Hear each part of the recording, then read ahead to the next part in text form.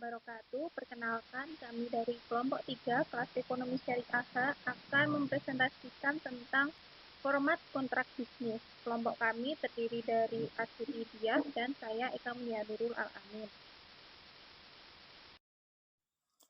Kontrak tidak mempunyai format tertentu. Kontrak dalam tataran kajian ilmu hukum perdata berada dan merujuk pada ketentuan hukum perikatan sebagaimana diatur dalam buku ketiga Kitab Undang-Undang Hukum Perdata.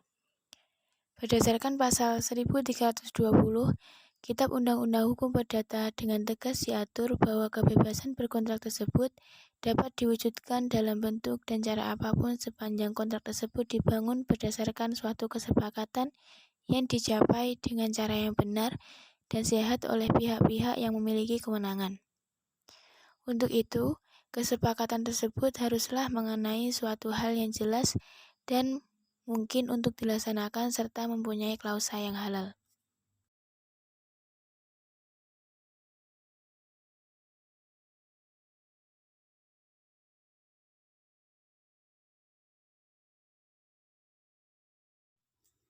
Johannes Gunawan mengemukakan secara historis sebenarnya asas kebebasan berkontrak meliputi 5 macam kebebasan, yaitu yang pertama, kebebasan para pihak menutup atau tidak menutup kontrak. Yang kedua, kebebasan menentukan dengan siapa para pihak akan menutup kontrak. Yang ketiga, kebebasan para pihak menentukan bentuk kontrak. Yang keempat, kebebasan para pihak menentukan isi kontrak. Dan yang kelima, kebebasan para pihak menentukan cara penutupan kontrak. Dari penjelasan di atas, kontrak dapat dihadirkan dengan kesepakatan-kesepakatan yang diperoleh secara bebas. Walaupun pada prinsip dasarnya dapat dihadirkan melalui kesepakatan lisan. Akan tetapi, dengan pertimbangan untuk tertib administrasi dan untuk kepentingan pembuktian, maka para pihak memilih membuat kontrak dalam bentuk tulisan.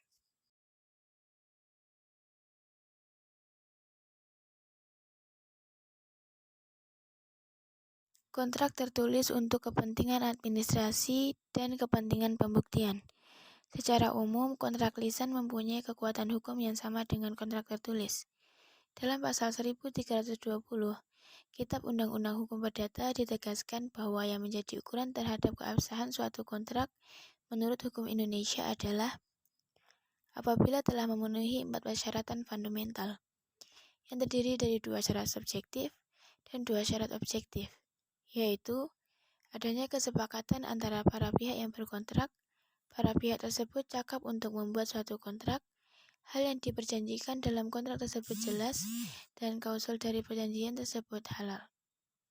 Selain dari alasan administrasi ataupun pembuktian, memang ada juga kontrak yang secara undang-undang hanya dapat berlaku dan mengikat bila dibuat secara tulisan. Yang artinya kontrak tersebut dianggap tidak pernah ada ketika hanya disepakati secara lisan. Walaupun pihak-pihak tersebut memastikan bahwa dalam hal pembuktian mereka dapat menghadirkan bukti-bukti pendukung sehubungan dengan kesepakatan tersebut. Misalnya, dengan menghadirkan saksi-saksi atau alat bukti lainnya. Kontrak tertulis hukum berlaku khusus bagi para pihak. Secara umum, kontrak merupakan perjanjian yang dibuat sebagai suatu alat bukti bagi para pihak. Adanya tanda tangan dalam suatu kontrak merupakan suatu akta. Akta adalah satu tulisan yang memang dibuat untuk dijadikan bukti tentang suatu peristiwa dan ditandatangani. Syarat penandatanganan dapat dilihat dalam pasal 1874 KUH Perdata atau pasal 1 dari Ordinasi tahun 1867 nomor 29 yang memuat ketentuan tentang kekuatan pembuktian daripada tulisan-tulisan di bawah tangan dari orang-orang Indonesia atau orang yang dipersamakan dengan mereka. Di dalam KUH Perdata tersebut secara khusus membangun ketentuan-ketentuan untuk aktivitas-aktivitas kontrak yang ketentuan kontrak tersebut lebih dikenal dengan perjanjian bernama, yaitu perjanjian jual-beli, perjanjian tukar-menukar, perjanjian sewa-menyewa, perjanjian untuk melakukan pekerjaan, perjanjian tentang perekrutan, perjanjian perkumpulan, perjanjian tentang hibah, perjanjian penitipan barang, perjanjian pinjam pakai, perjanjian pinjam-meminjam, termasuk juga perjanjian asuransi yang diatur dari pasal 246 sampai 308 KUH Dagang, serta perjanjian pengangkutan. Kontrak tertulis karena undang-undang. Kontrak yang lahir dari undang-undang terjadi di mana pihak-pihak tertentu menjadi terikat atau berada dalam keterikatan akibat adanya atau berlakunya suatu ketentuan undang-undang. Kontrak yang lahir dari undang-undang dapat terjadi di antara pihak-pihak tertentu tanpa adanya kehendak dari pihak-pihak yang bersangkutan. Kontrak yang lahir dari undang-undang juga bisa terjadi tanpa adanya perbuatan-perbuatan tertentu dari pihak-pihak yang bersangkutan, melainkan dikarenakan kedua pihak tersebut berada dalam keadaan tertentu atau adanya kedudukan tertentu. Contohnya pasal 613 KUH Perdata yang dengan tegas mengatur bahwa dalam melakukan perjanjian pengalihan utang piutang atas nama dan kebendaan yang tidak bertubuh lainnya, maka perjanjian pengalihan tersebut harus dibuat secara tertulis, baik dalam bentuk akta notaris ataupun perjanjian di bawah tangan. Dengan pengertian lain, tidak ada perjanjian pengalihan hak tagih piutang kepada orang lain atau kesi, bila tidak dibuktikan dengan suatu perjanjian tertulis, baik itu dalam perjanjian akta notaris ataupun di bawah tangan. Baik, selanjutnya saya akan menjelaskan terkait dengan kontrak yang wajib atau harus dibuat di depan notaris atau PPAT.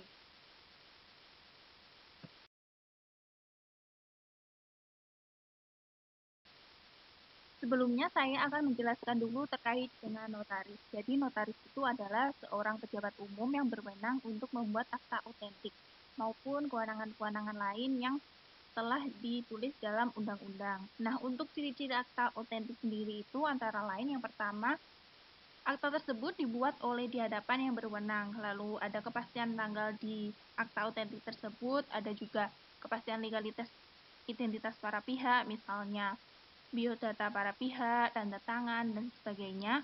Lalu notaris telah menasihatkan kepada para pihak sebelum akta dibuat mengenai isi akta. Contohnya adalah larangan-larangan yang tidak boleh dilakukan oleh para pihak, juga hal-hal yang diperbolehkan untuk dilakukan oleh para pihak. Ada juga apabila ada penyengkalan isi akta, maka penyengkalan itu harus dibuktikan. Dan yang terakhir adalah akta otentik tersebut harus dirahasiakan oleh notaris. Selanjutnya saya akan menjelaskan tentang akta-akta yang bisa dibuat oleh notaris. Merujuk kepada Undang-Undang Nomor 30 Tahun 2004, ada dua jenis akta yang bisa dibuat oleh notaris, yaitu akta yang berkaitan dengan pertanahan dan juga akta risalah lelang. Akta yang berkaitan dengan pertanahan sendiri dibagi lagi menjadi tiga. Yang pertama yaitu akta perjanjian pengikatan jual beli, akta kuasa menjual, dan juga SK-MHT. Yang pertama kita akan membahas tentang perjanjian pengikatan jual beli atau PPJB. Nah, perjanjian ini dibuat oleh calon penjual dan calon pembeli. Untuk hal-hal yang diatur itu sudah tercantum dalam Keputusan Menteri Negara Perumahan Rakyat Nomor 9 Tahun 1995 yang isinya meliputi pihak pelaku kesepakatan, kewajiban penjual, jaminan penjual, waktu serah terima bangunan, dan yang lain sebagainya. Lalu yang kedua adalah akta kuasa menjual. Nah, akta kuasa ini harus dibelikan dalam bentuk kuasa khusus, tidak boleh menggunakan bentuk kuasa umum, serta menggunakan kata-kata yang tegas. Akta kuasa ini biasanya diawali dengan adanya kepentingan suatu pihak terhadap pihak tertentu. Nah, jadi si pemberi kuasa itu mewakilkan dirinya kepada penerima kuasa untuk bertindak dalam hukum sesuai dengan isi dari akta ini. Misalnya dalam hal ini adalah untuk menjual yang berkaitan dengan pertanahan. Lalu yang ketiga ada juga SK-MHT atau surat kuasa membebankan hak tanggungan. Nah, surat kuasa ini dibuat oleh debitur kepada bank untuk membebankan hak tanggungan apabila debitur tidak dapat hadir dalam rangka penandatanganan akta pemberian hak tanggungan. Nah, akta ini sudah diatur juga dalam pasal 25 ayat 1 UU HT. Nah, SKM hari ini dibuat oleh notaris atau PPAT, sehingga secara formal dapat mengikat dan dijadikan alat bukti yang kuat. Lalu jenis yang kedua ada akta risalah lelang. Nah, akta ini merupakan berita acara yang dibuat oleh pejabat lelang yang merupakan akta otentik dan mempunyai kekuatan pembuktian yang sempurna. Agar memiliki gambaran yang lebih jelas, sudah saya tampilkan contoh-contoh dari akta yang sudah saya sebutkan. Yang pertama adalah contoh perjanjian pengikatan jual beli atau PPJB. Di sini ada pihak pertama, ada juga pihak kedua yang saling bersepakat untuk menjual maupun membeli. Ada juga rincian-rincian dari objek yang diperjualbelikan. Lalu yang kedua ada contoh akta kuasa menjual. Di sini pemberi kuasa adalah Pak Semijo Sastro yang memberikan kuasa kepada Anggita Raharjo bahwa tidak ada yang berhak untuk memasarkan maupun menjual selain Bapak Anggita Raharjo, di mana Bapak Anggita Raharjo ini merupakan penerima kuasa dari Pak Semijo Sastro.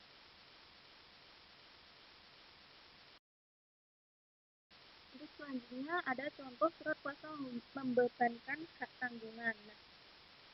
Surat kuasa ini harus dikeluarkan oleh notaris, di mana di surat ini dijelaskan siapa notarisnya, siapa pihak-pihak yang berkepentingan, juga nanti akan dijelaskan tentang pembebanan hak tanggungan.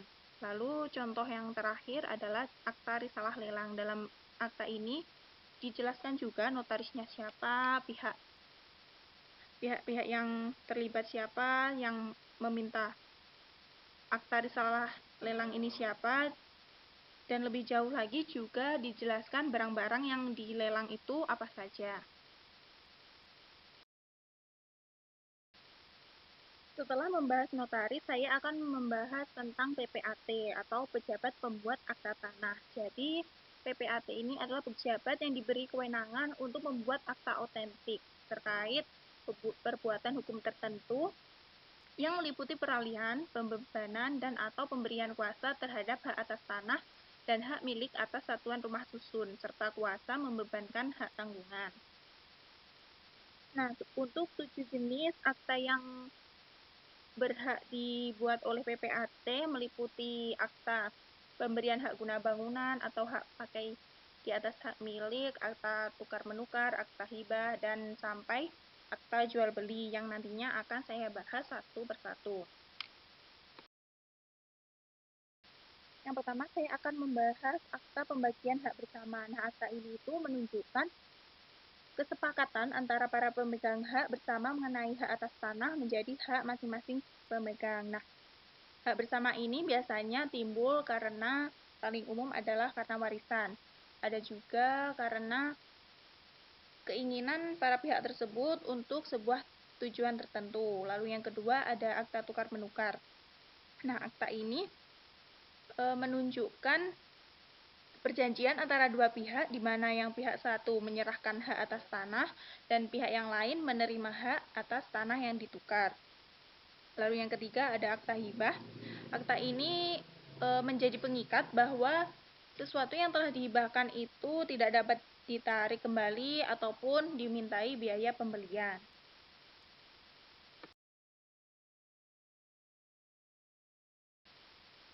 Yang keempat adalah akta jual beli. Jadi akta ini menunjukkan perjanjian peralihan hak atas properti dari pemilik yang lama ke selanjutnya saya akan membahas tentang kontrak yang akan berlaku setelah mendapatkan persetujuan dari pihak otoritas. Ada satu jenis akta yaitu adalah akta pendirian usaha. Nah, akta ini merupakan salah satu syarat sahnya di pendirian sebuah perseroan terbatas. Akta ini dibuat agar sebuah perseroan itu diakui secara resmi sebagai badan hukum. Contohnya sudah saya tampilkan yaitu surat izin usaha perdagangan.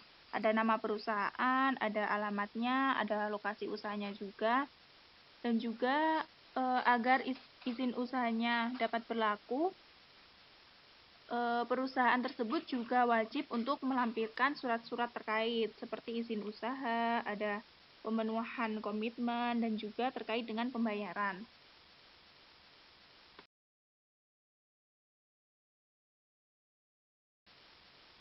Selanjutnya, saya akan membahas tentang penafsiran kontrak bisnis. Penafsiran kontrak sendiri berarti menemukan dan menentukan arti dari pernyataan kehendak para pihak yang dilakukan untuk menimbulkan akibat hukum. Nah, sebuah kontrak atau perjanjian kan terbentuk karena adanya pernyataan kehendak dari para pihak dan tercapainya kata sepakat di antara para pihak tersebut. Nah, pernyataan kehendak ini dilakukan dengan kata-kata ataupun secara tertulis. Jadi, untuk menetapkan isi kontraknya, perlu dilakukan penafsiran terlebih dahulu agar dapat diketahui dengan jelas maksud para pihak dalam kontrak. Untuk metodenya ada 3, yaitu subjektif, objektif, dan antara objektif dan subjektif. Untuk yang pertama, yaitu metode penafsiran subjektif, ini lebih berpegang kepada maksud yang sebenarnya dari para pihak, tanpa terlalu berpegang kepada kata-kata yang ada dalam kontrak tersebut. Nah, ini dilakukan dengan mempertimbangkan dan menyelidiki maksud dan tujuan dari kedua belah pihak daripada hanya melihat dari kata-kata secara gramatikal. Untuk yang kedua, ada metode penafsiran objektif. Nah, yang ini lebih menekankan kepada apa yang tertulis dalam suatu kontrak daripada melihat maksud dan tujuan dari para pihak. Untuk yang metode ketiga, yaitu penafsiran antara objektif dan subjektif, ini berupaya untuk mengkombinasikan antara kedua metode tadi, yaitu subjektif dan objektif. Nah, untuk yang bagian terakhir, saya akan membahas kewajiban berbahasa Indonesia dalam perjanjian yang melibatkan pihak Indonesia. Nah, untuk kewajiban penggunaan berbahasa Indonesia itu tercantum pada pasal 31 Undang-Undang Nomor 24 Tahun 2009 dan juga pasal 26 ayat 1 Perpres Nomor 63 Tahun 2019. Keduanya berbunyi bahwa bahasa Indonesia wajib digunakan dalam nota kesepahaman ataupun perjanjian yang melibatkan lembaga negara, instansi pemerintah Republik Indonesia, lembaga swasta Indonesia, ataupun perseorangan warga negara Indonesia. Namun, penggunaan bahasa asing atau biasanya bahasa Inggris juga dapat digunakan dalam perjanjian bisnis dengan kondisi-kondisi tertentu, misalnya dalam loan agreement dari kreditur luar negeri ke debitur Indonesia. Nah, hal ini mengacu kepada pasal 26 ayat 2 Perpres 63/2019 yang sama juga dengan tadi, yang menyatakan bahwa setiap perjanjian bisnis yang melibatkan pihak asing ditulis juga dalam bahasa nasional pihak asing atau apabila menggunakan bahasa Inggris. Sekian presentasi atau video dari kami. Apabila banyak kekurangan, kami mohon maaf. Dan semoga sedikit banyak membantu teman-teman terkait dengan format kontrak bisnis. Wassalamualaikum warahmatullahi wabarakatuh.